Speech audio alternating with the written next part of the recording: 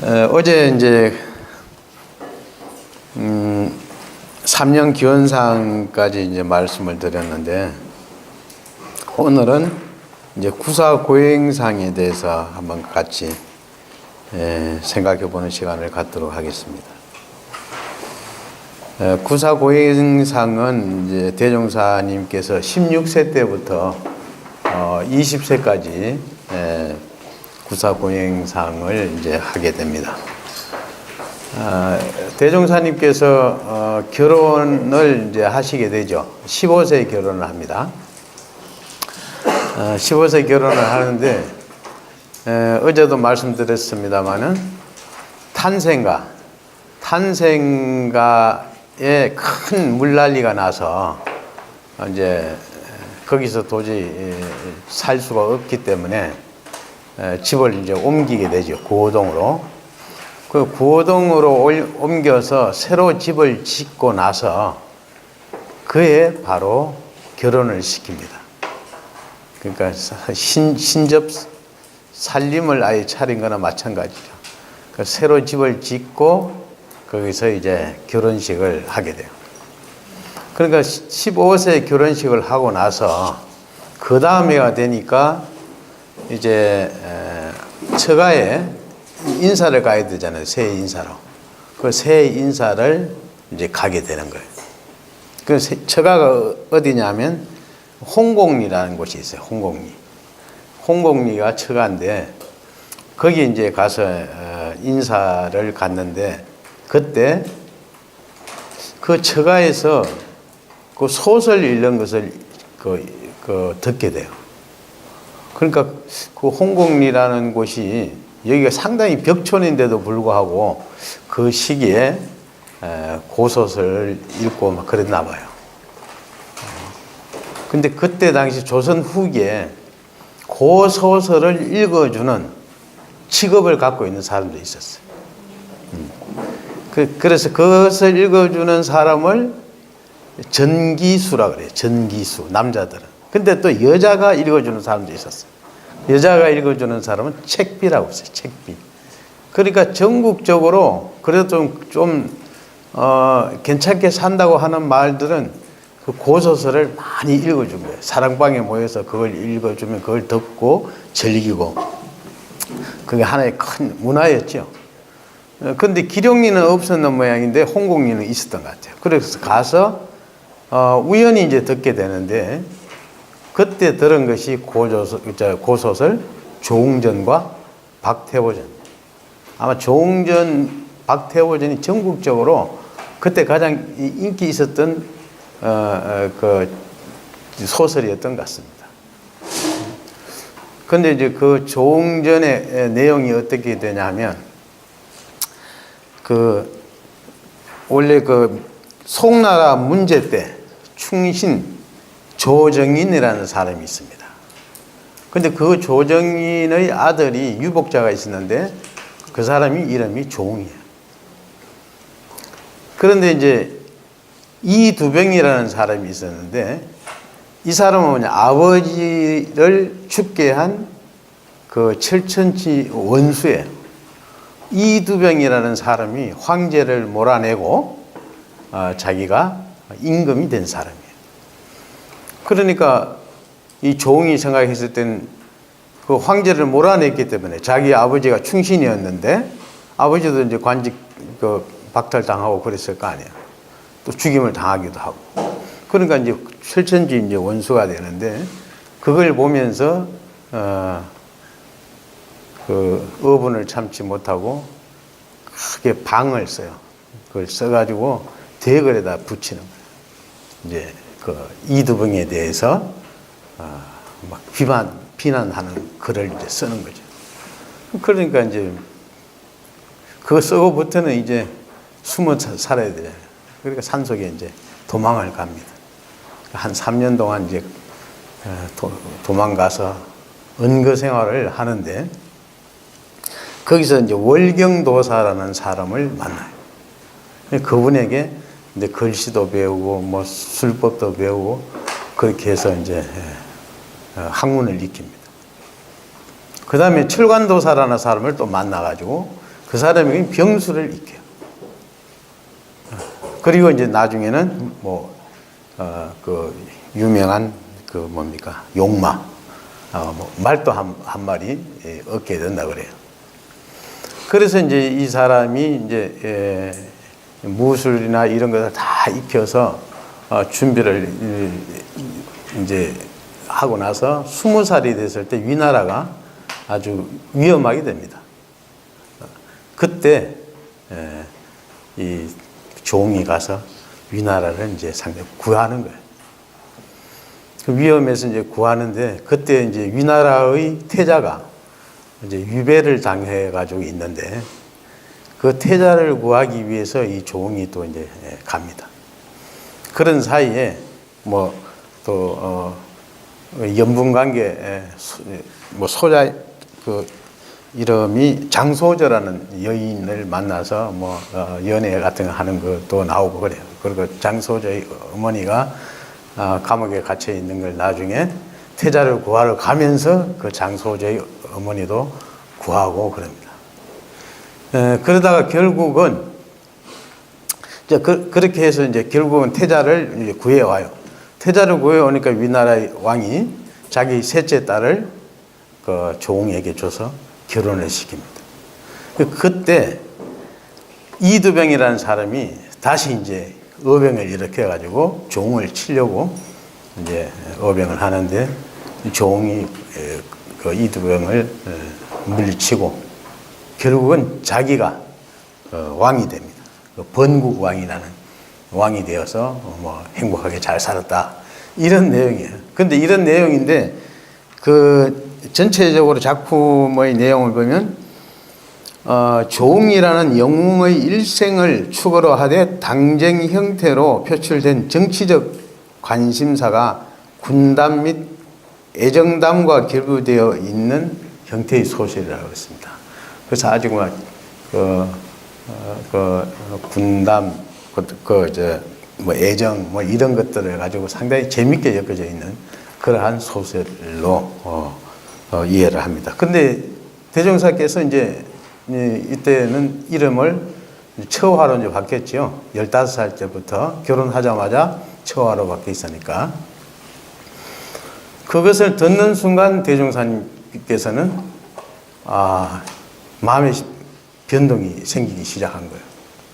왜냐하면 그동안에 삼바제에서 그렇게 정성스럽게 기도를 하고 산신을 만나기 위해서 하루도 빠지지 않고 삼바제 가고 기도하고 그렇게 했는데도 산신이 나타나지 않는 거예요. 그러다 보니까 약간 이제 회의가 오기 시작한 거죠. 과연 산신이 있는 것이냐? 이게 형태도 없고 눈에 보이지도 않고 그러한 그 회의가 있는데 이 소설의 주인공은 보니까 이것은 그런 신이 아니잖아요. 우리가 볼 수 있는 인간이잖아요. 이거는 충분히 있을 수 있는 일이구나. 이건 사람이 하는 일이기 때문에 그래서 나도 도사를 구해야 되겠다. 이러한 발심을 이제 이때 하게 됩니다. 이 원불교 교사에서는 이제 이때의 그 과정을 뭐라고 설명해놨냐면 내가 지금까지 만나고자 했던 산신은 5년간 정성을 들였으나 보이지 않았고 가히 믿을 수 없을 뿐더러 그 유무를 확실히 알 수도 없는 것인즉 나도 이제부터는 저 소설의 주인공처럼 도사를 만나는데 정성을 들인다면 도사는 사람이라 반드시 없지도 아니하리라. 이렇게 해서 도사를 이제 만나게 됩니다. 도사를 만나는 것이 아니라 도사를 찾게 되죠. 도사를 찾게 됩니다. 근데 어느 날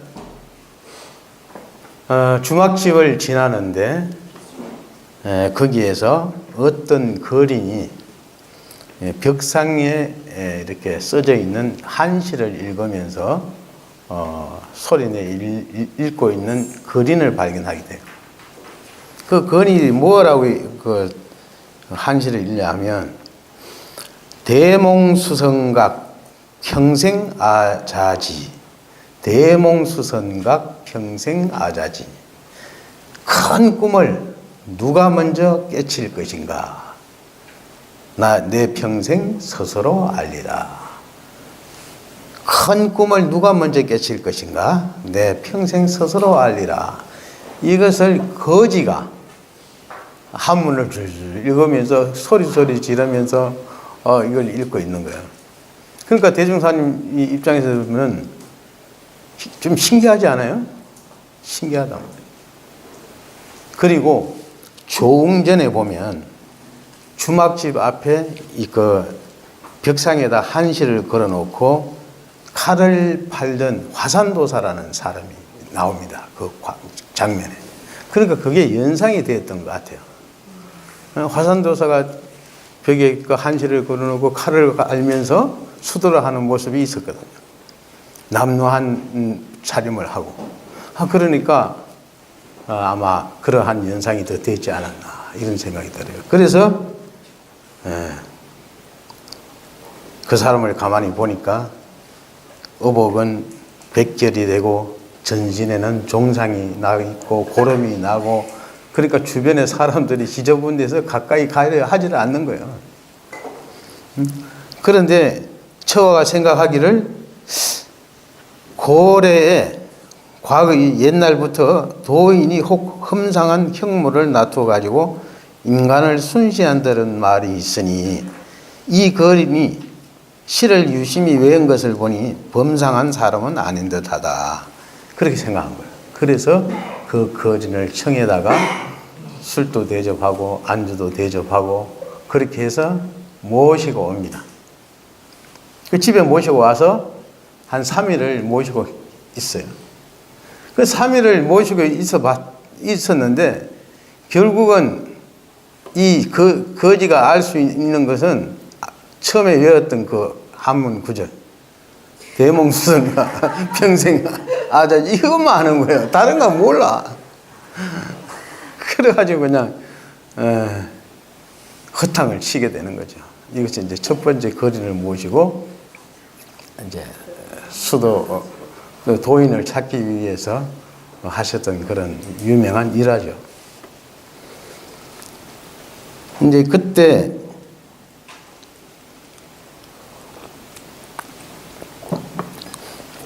그리고 이제 이 대몽수성각 그 평생 아자지는 원래 삼국지연의에서 유현덕과 삼인 제갈공명에게 삼고철회를 하러 갑니다. 그 삼고철회를 이제 하고 있을 때 제갈공명이 낮잠을 시큰 자고 일어나서 이 시를 읊은 거예요. 이게 유래가 제갈공명의 시예요. 이게. 부인 대종사님의 부인이셨던 양아운 대사모에 의하면 이때 대종사님께서 매우 바깥 출입이 많았다. 그러니까 뭔가 도사를 찾기 위해서 그냥 이곳저곳 많이 다니셨다 하는 그 정언이 있습니다. 두 번째는 우리가 잘 아는 소문난 처사 또 초대한 일이 있습니다.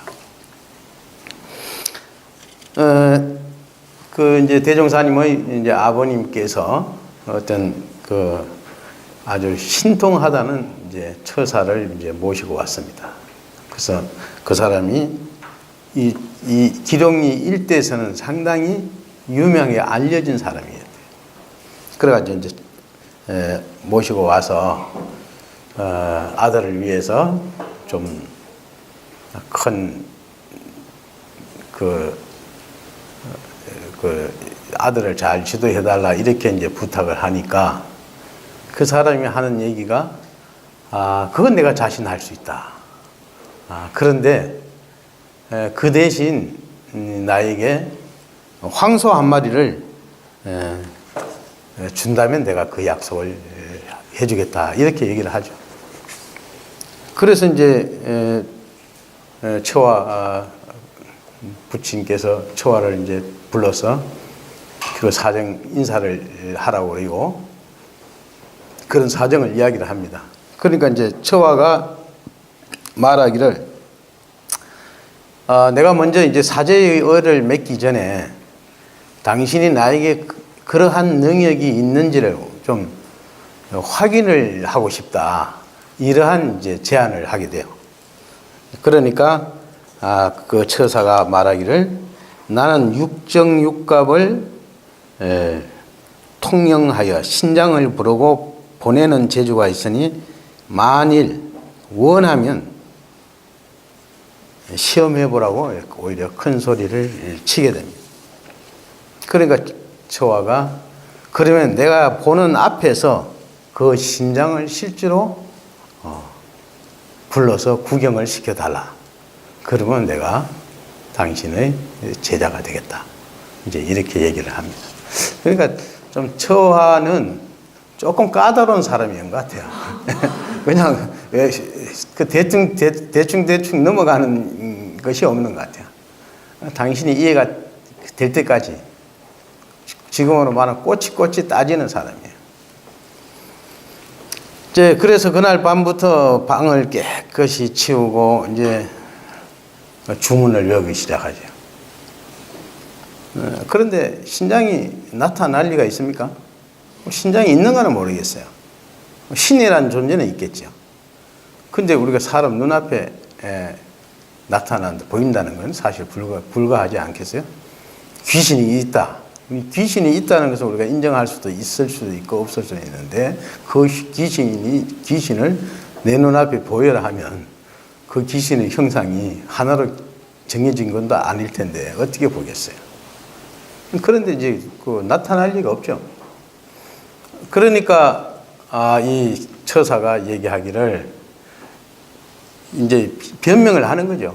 이 집에서 옛날에 사람 죽은 일이 없었느냐? 또 이 집에서 옛날에 해산한 일이 없었느냐? 아이를 놓은 일이 없었느냐? 그렇게 얘기를 하는 거예요. 안 그러면 이 마을에서 사람이 죽어 나간 일이 없었느냐? 이 마을에서 아기가 태어난 일이 없었느냐? 그게 말이 됩니까? 말이 안 되잖아요, 그건. 집이라면 아기가 태어나야 되고 사람이 죽어야 되는데 그런 것을 하지 않은 집을 원하고 그것 때문에 불경해서 신장이 나타나지 않는다. 말도 안 되는 소리를 한 거죠. 그러다가 이제 결국은 안 되니까 야밤 도주를 합니다. 담을 뛰어넘어가지고 도망을 가버립니다. 소 한 마리도 포기하고 그냥 도망을 갑니다. 이게 이제 두 번째 이제 그 처사 이야기입니다. 우리가 잘 아는. 그래서 이때의 그 과정을 대종사 약전에는 이렇게 소개가 되어 있더라고요. 이때 대종사님의 심정은 주소 일념이 항상 도사 찾는데 그치시다. 노상에서라도 혹 이상한 거리를 만나시면 이것이 혹 도사나 아닌가 생각하시고 데리고 와서 공대하여 보내시며 어떠한 곳에 은사가 있다는 말을 들으시면 반드시 방문하여 심중 소의를 토론하여 보시고 혹은 청하에다가 같이 지내시기도 하시니 16세로부터 20세 이르기까지 만 5개년간은 그러한 무리들과의 연락이 실로 빈번하였다. 그러나 또다시 실망하였다. 이 세상에는 사실로 도사가 없다는 것을 느끼셨다. 이 얘기를 보면 이런 말이 있잖아요.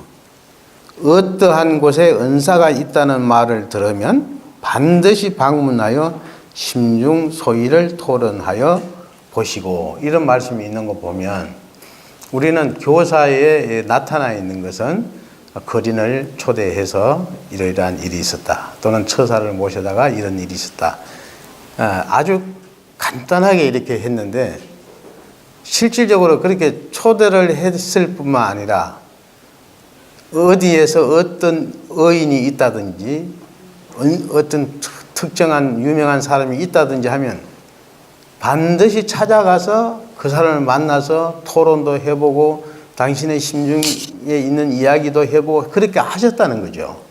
사실은 그러한 내용들은 교사에서 다 이제 빠져 있는 거죠, 사실. 얼마나 많은 사람들을 찾아다니면서 만났는지 그 내용은 사실은 없어요. 그러니까 양화원 대사모님께서도 이때는 아주 내왕이 잦았다 하잖아요. 계속 바깥에 나가 있어요. 누군가를 만나러 다니는 거예요. 그런데 우리 교사에 보면 대종사님께서 어떤 사람을 찾아다니면서 만났다 이런 건 거의 없고 거의 기록이 안에만 계신 걸로 그렇게 되어 있습니다.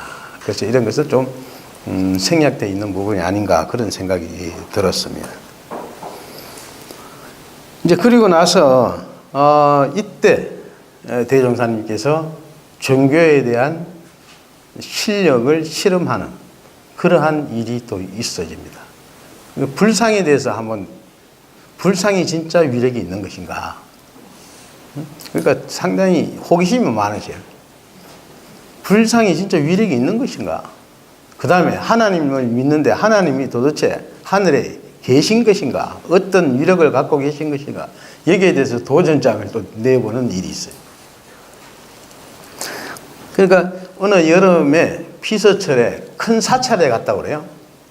큰 사찰에 해봤던들 기령리 주변에 큰 사찰은 어디 있겠어요? 선운사 아니면 불갑사요. 큰 사찰이. 두 절이요. 그 중에 한 곳이겠죠. 그래서 거기 가서 스님이 없을 때 몰래 이제 절에 숨어 들어갔다는 거예요. 숨어 들어가가지고 그 법당에 들어갔는데 가슴이 막 두근두근 했다고 표현이 되어 있어요. 가슴이. 그러나 죽을 용기를 내어서 불상의 뺨을 치고 허리를 쥐어 박아보았다. 네. 죽을 용기를 내어서 사실 두려운 마음이 있겠죠. 없겠어요? 그러니까 처와께서 담력이 대단하지만 그래도 부처님인데 도전할 때는 죽을 용기를 다 내서 아마 그랬던 것 같아요. 부처님 뺨 때려보고 옆구리 때려보고 그리고 돌아올 때 몸과 마음은 심히 무겁고 가슴은 공포에 자극받아 진정되지 않았고 공포감에 휩싸여 있었다. 그렇게 이제 두려움이 있었지요. 그리고 자고 일어났을 때 어떤 표현을 해놨냐면 자고 일어났을 때 이게 진짜 내가 꿈인가 생신가 이런 생각했다는 거예요. 내가 어제 부처님 뺨 막 때리고 했는데 내가 진짜 이게 살았는 건가 죽었는 건가. 그런데 다른 사람하고 이야기를 하면서 아 진짜 이제 살아있구나 그런 생각을 했다는 거예요. 그러면서 하시는 생각이 하시는 말씀이 내가 어제 분명히 부처님 뺨도 때리고 옆구리도 때렸는데 부처님께서 영험이 있으시다면 나를 그냥 가만 놔뒀을 리가 없다. 에? 내가 멀쩡 살아있고 아무런 일이 없는 거 보니까 부처님이 그 영험이 없는 모양이다. 이렇게 생각을 하셨다 하는 이야기도 있습니다. 정말로 좀 지금 생각해도 좀 엉뚱한 것 같아요. 대가 가시기 전이니까. 그리고 이제 또 한 번은 하느님에 대한 그 위력이 있는지를 시험을 또 합니다. 예배당에 찾아갔다. 그럼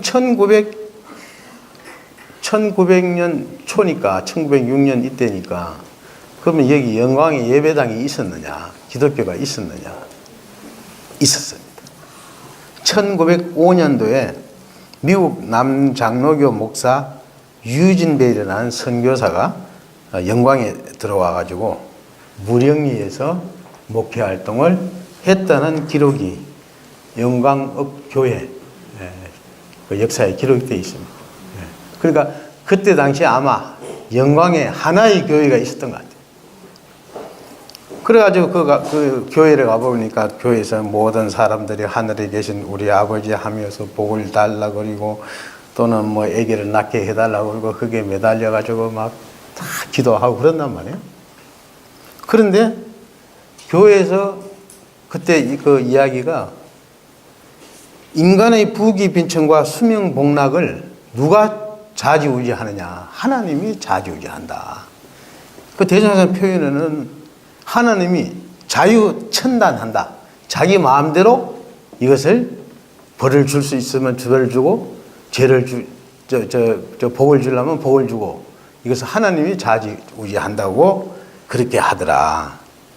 그래서 당신이 집에 돌아와서 긴 막대기, 큰 장대기 있잖아요. 장대기를 가지고 하늘을 거르면서 이 하늘아, 영험이 있느냐 없느냐 하고 막 찔렀다는 거예요. 하늘에다.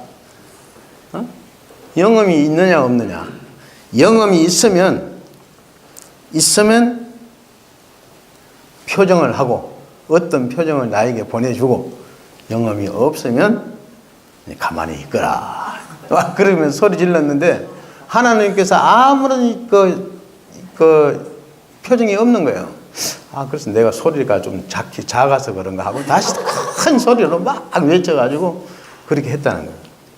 그런데도 아무 별일이 없었다. 그래서 하나님도 부처님과 같이 별 영험이 없구나 그렇게 생각했다는 그런 일화가 있습니다.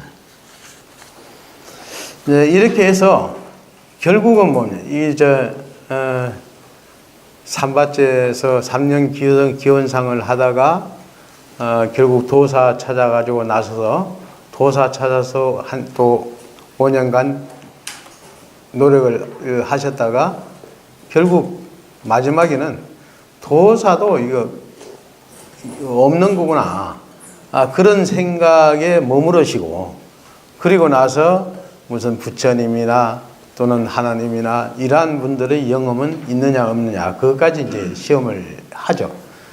그러다가는 결국은 바깥에 결국은 없다, 그런 이제 심정이 들어서 다시 어디로 갑니까?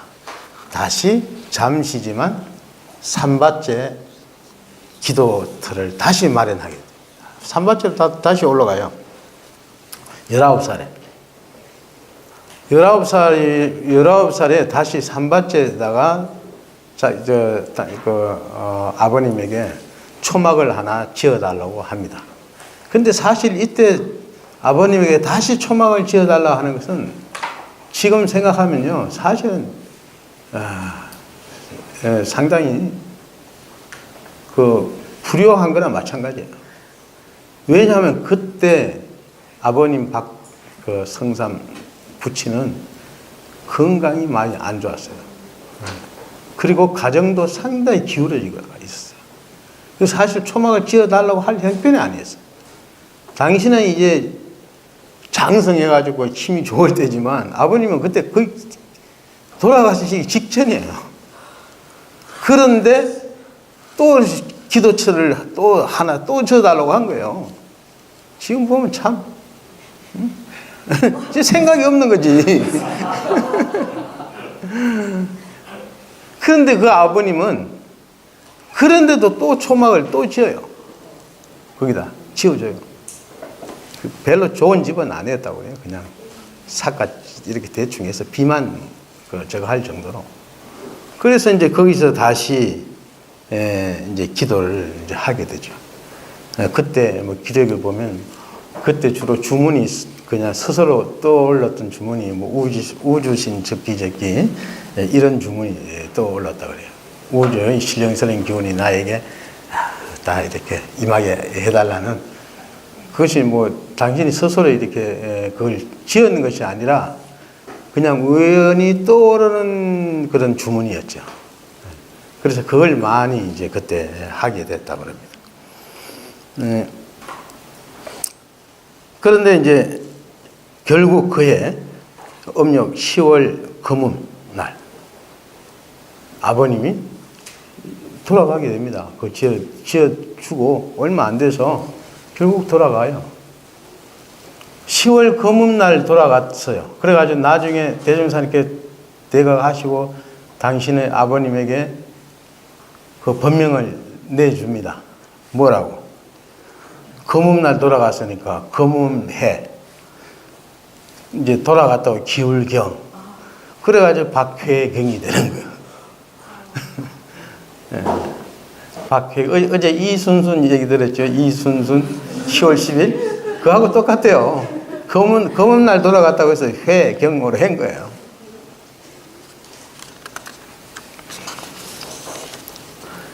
자, 그 다음에는 강변 입정상입니다.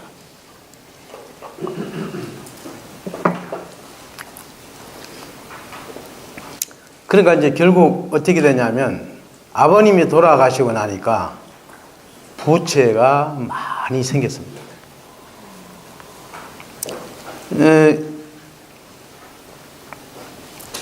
그래서 이때가 이제 20세인데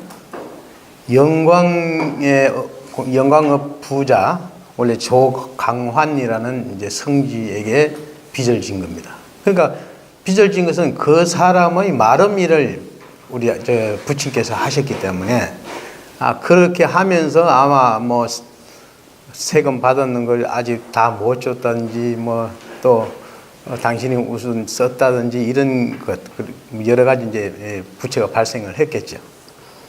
그렇게 해서 이제 그 조강환이 결국은 이분도 돌아가시게 돼요. 60세에 돌아가요.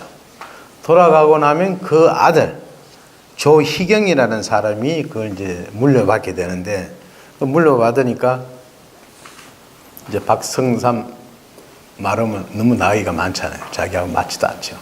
그러니까 지금 말하면 실직을 해버리는 거죠. 해고를 당하는 거예요.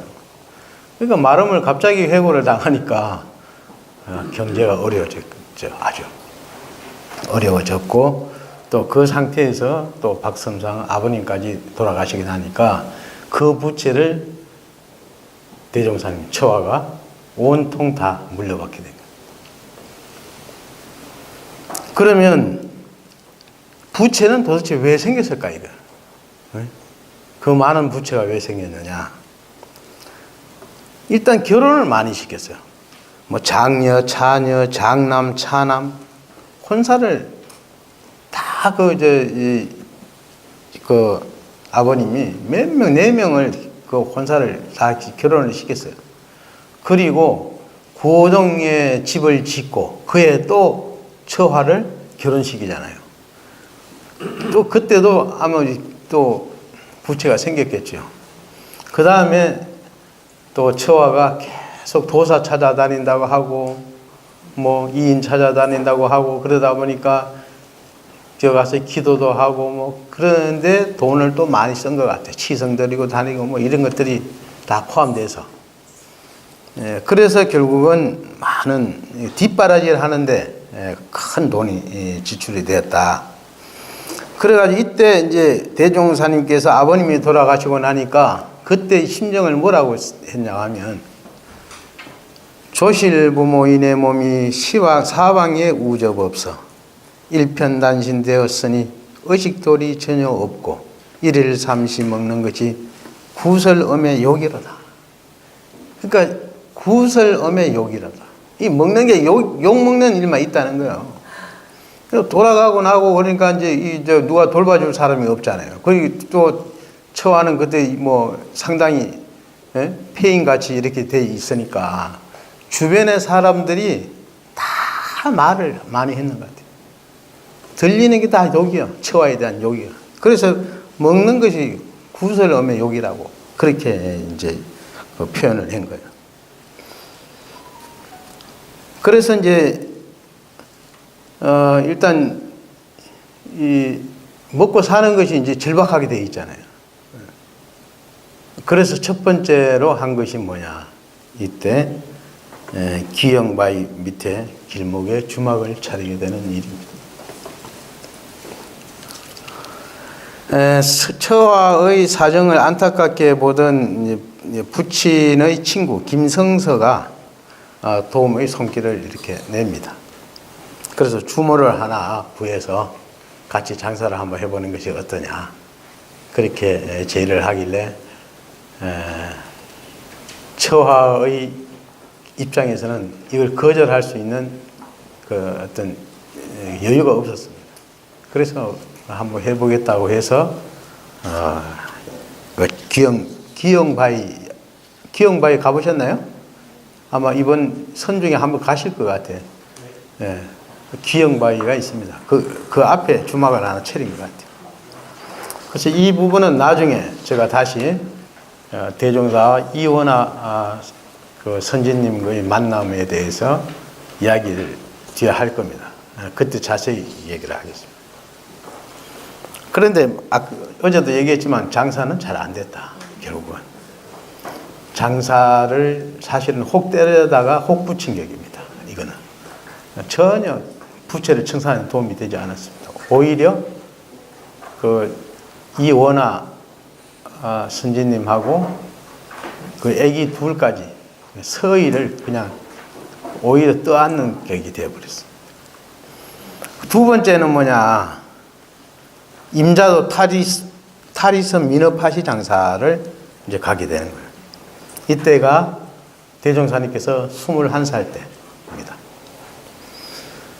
어제도 말씀드렸습니다. 이인명, 이순손, 놀결조하고 호탕하고, 그러니 그 파시 장사를 가자, 민어 파시 장사를 가자, 이렇게 제안을 해서 함께 이제 가게 되는데, 그때 타리섬 민어 파시가 전국에서 제일 컸다고 합니다. 제가 그 뒤에 신안 타리섬 한번 가봤어요. 가보니까 지금 가보면 도저히 상상이 안 돼요. 거기서 무슨 민어 파시가 열리는가. 사실 그렇게 크지도 않은 그냥 그 항인데, 그런 것을 우리가 생각할 때는 전혀 이제 지금으로서는 상상이 안 될 정도로 그래요. 그런데 그때는 배가 500척이 모였다는 거예요. 그 바다 위에서 시장이 형성이 되는 거예요.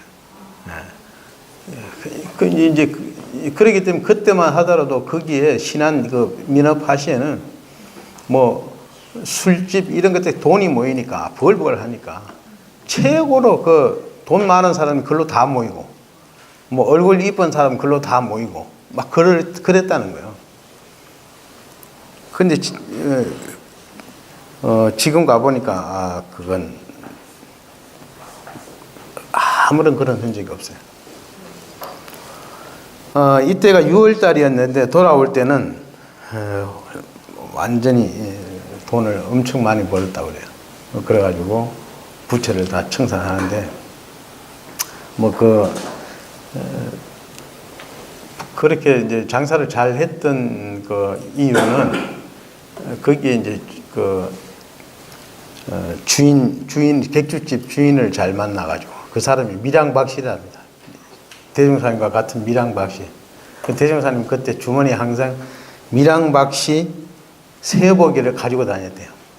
근데 그걸 보면서 이제 서로 밀양박씨의 외대손이다 그렇게 하다 보니까 가까워진 거죠. 그리고 대종사님 워낙 또 이제 그때도 워낙 키도 크시고 얼굴도 잘생기고 이렇게 하니까 관심을 많이 가졌던 것 같아요. 그리고 묘하게 이제 대종사님인데 물건을 가져간 사람들은 배에 나가가지고 만선을 해오는 거예요. 그게 이제 소문이 난 거예요. 그러다 보니까 다 대종사님인데 물건 받아가려고 그래요. 그렇게 해서 엄청난 돈을 벌었다고 그래요. 그래서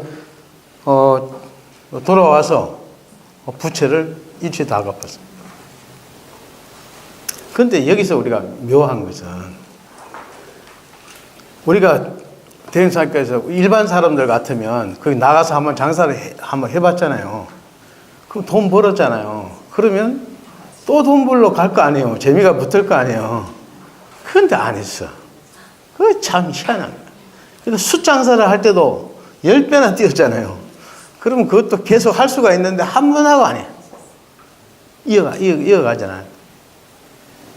그러니까 어떤 사람들은 대중 숫장사 그거 투기 아니냐, 그런 얘기도 지금 하는데 좀 다른 것 같아요.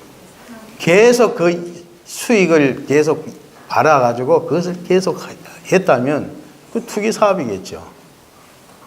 대중은 딱 한 번 하고 말았어요. 그 숯 장사할 때도 그 보니까 그 돈을 벌 수 있게끔 그때 그 상황이 돼 있더라고요. 돼 있고, 그 당신의 형제 중에서 형님이나 이런 분들이 그 숯에 관련된 일을 하고 있었어요. 그래가지고 그걸 사서 숯을 많이 이제 굽고 이렇게 해서 판매처라든지 이런 것이 다 연결이 돼 있었어요. 그때 당시. 그래가지고 그 숯 장사를 해서 돈을 많이 벌더라고요. 그리고 이제 이때 대종사님께서 이제 부채를 다 이제 청산하고 나서 일체 거기에 대해서 다시 장사에 대해서 손을 딱 떼었습니다. 그런데 그때 귀영바위 앞에 있던 집이 무너져 버렸어요. 그래서 귀영바위에서 다시 어디로 이사를 합니까? 노루목으로 이사를 합니다. 네. 그러니까 대종사님께서 돌을 깨친 곳은 노루목이에요. 노루목입니다. 처음에 여기 탄생가에서 구호동에서 귀영바위에서 노루봉. 그러니까 빚 갚고 돈은 여유가 없었던 것 같아요. 딱 맞았던 것 같아요.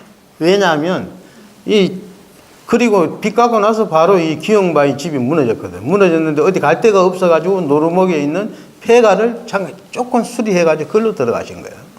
그러니까 뭐 여유가 없었어 보니까.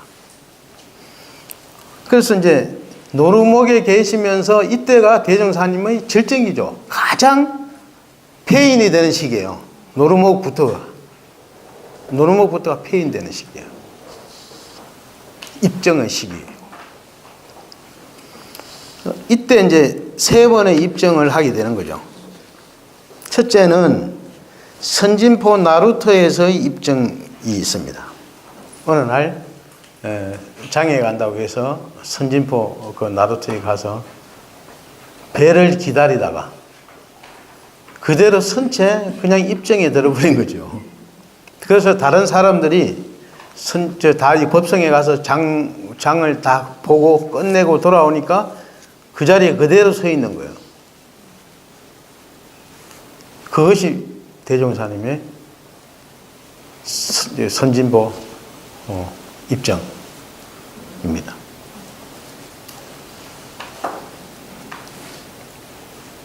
그 다음에 이제 두 번째는 밥을 먹다가 또 입정한 일이 있어요.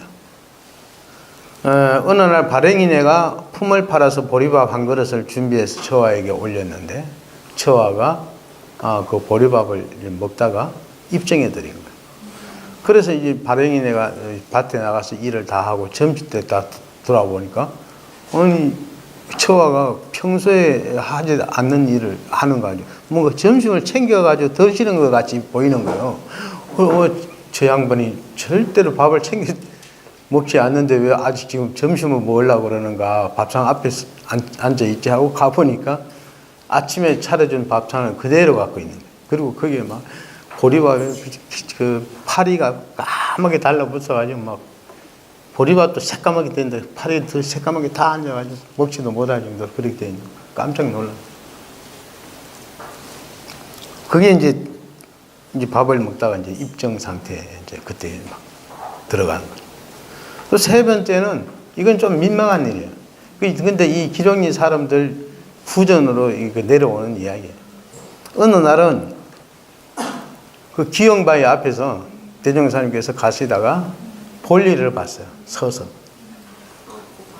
네, 볼일을 봤는데 볼일을 보다가 입정에 들어가 버렸네. 그래가지고 뭐 그냥 그대로 그냥 한나절 그대로 있어 버린 거예요. 근데 이것은 이 기룡리 사람들 다 알더라고요. 기룡리 사람들 얘기예요. 예. 예. 옛날에 이제 우리 동창 김정윤 교무라고 있었는데 이 영산에서 많이 살았죠. 그 교무가 학교 다닐 때 그 얘기를 하더라고요. 그게 설마 내가 그때 들을 때는 그랬어요. 설마 그런 일이 있겠냐? 아니라고. 뭐 그냥 다 그냥 그렇게 해놓고 뭐 그대로 해가지고 사람들 지나가다 다 봤다고 막 이렇게 얘기하더라고요. 그러니까 하여간 뭐 그때는 뭐 소변보다 입증한 것이 아니라 그냥 어느 순간 갑자기 그냥 입증 들어가 보면 아무 의식 없나 봐요. 그러니까 장 보러 가다가도 그냥 입증이 되어버리고 밥 먹었다가도 버리고 뭐 화장실 가서 대변보다도 그랬을지도 모르지 뭐. 모르겠지. 기록이 없으니까 그렇지. 그 정도로 이제 입증에 몰입하는 그러한 그 시기가 있었다. 그리고 이제 24세 때 고창 심은 연화봉에 3개월간 이제 또 가시잖아요. 심은. 그때도 보면 떠오른 주문을 외우기도 하고 사실은 이건 나중에 한번 그 연화봉과 대종사님에 대한 이야기를 집중적으로 한번 다시 한번 소개는 해드리고자 합니다. 왜냐하면 그 대단히 중요한 부분이거든요. 대종사님께서 진짜 마음의 힘을, 심력을 상당히 키웠던 것은 뭐냐면 바로 그게요. 연화봉 3개월. 그게 상당히 기운을 그때 많이 탔습니다. 그래서 거기 한의사와의 관계, 그 다음에 한의사 딸과의 그 관계, 이런 일이 거기서 벌어집니다. 3개월 동안에.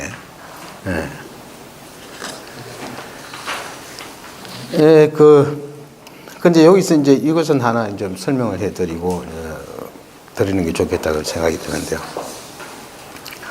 몰입 상태에 대해서 몰입 이론의 창시자인 미하이 칙센트 미하이라는 사람에 따르면 몰입은 무엇인가에 흠뻑 빠져있는 심리적 상태를 의미하고 자기와 환경의 구분이 거의 사라질 뿐만 아니라 시간의 흐름도 망각한다. 일단 몰입을 하면 몇 시간이 한순간처럼 짧게 느껴지는 시간 개념의 왜곡 현상이 일어나고 자신이 몰입하는 대상은 더 자세하고 뚜렷하게 보인다. 미해결의 중요하고 핵심적인 문제를 두고 강렬한 주의 집중이 일어나는 바, 그 집중력을 높이기 위해 불필요한 외부 정보를 차단하고 혼자만의 공간을 필요로 한다. 거기서 몰입 대상과 하나가 된 듯한 일체감을 가지며 자아에 대한 의식이 사라진다. 흔히 이러한 상태를 무아지경 또는 모라지경이라고 부른다. 이때의 느낌은 물 흐르는 것처럼 편안한 느낌, 하늘을 날아가는 자유로운 느낌이 든다고 이렇게 이론적으로도 이렇게 얘기를 했다고요. 그러니까 아마 이 이론적인 이야기나 대종사님의 그 어떤 입증의 몰입 순간에 보니까 상당히